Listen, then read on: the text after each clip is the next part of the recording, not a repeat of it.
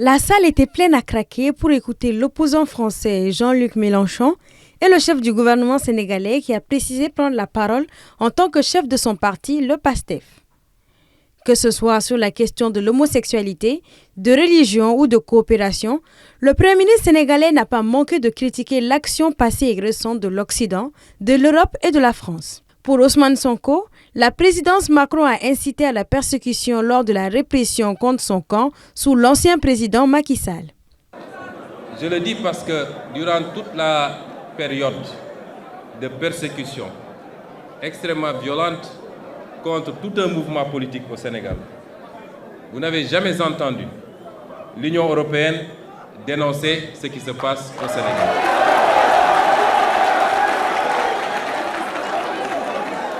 Et pire encore,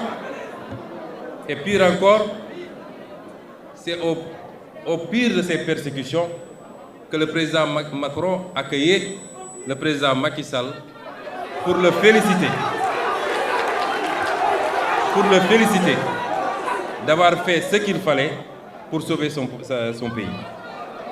C'est une incitation à la répression, une incitation à la persécution et l'exécution de Sénégalais qui n'avaient de crime que d'avoir un projet politique. Dans d'autres domaines, notamment la sécurité et la question monétaire, le président du PASTEF a déclaré qu'il existe une néocolonisation à l'œuvre dans les relations entre l'Occident et l'Afrique.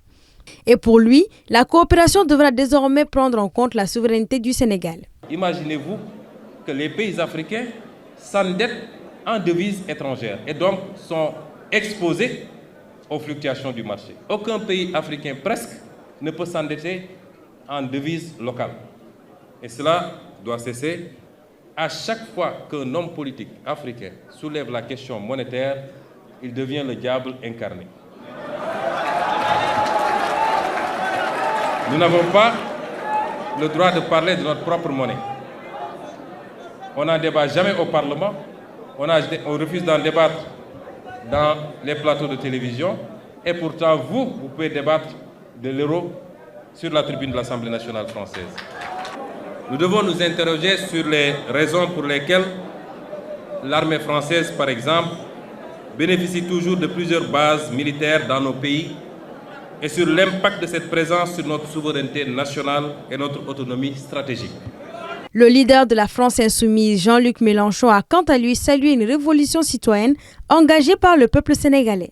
Le moment est historique parce que le Sénégal a ouvert par l'action de son peuple une voie particulière qui est celle de la révolution citoyenne, s'achevant après une résistance populaire payée de mort et de martyrs par une victoire électorale. Sur la question des États du Sahel, le Premier ministre sénégalais a fustigé les doubles standards de l'Occident et de ses alliés africains vis-à-vis des États du Sahel. Ainsi, il a affirmé qu'ils ne lâcheront pas les frères du Sahel et qu'il fera ce qu'il faut pour affermir les liens en vue de leur apporter la solidarité du Sénégal.